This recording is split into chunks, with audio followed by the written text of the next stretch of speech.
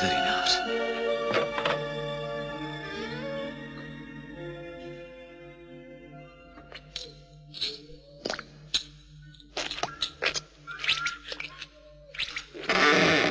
Co pak chceš? Jsi z přistěhovaleckého?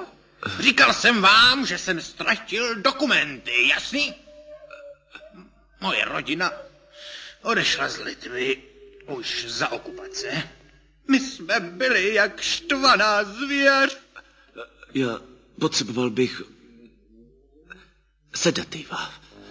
Co myslíš, že jsem nějaký doktor? Já neprodávám sedativa. Jenom utišující prostředky. Ale ne pro každého, hošíku.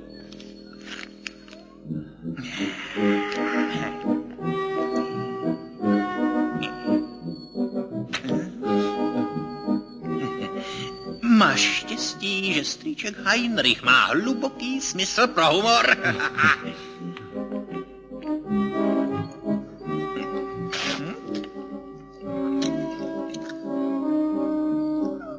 Chceš stříkačku?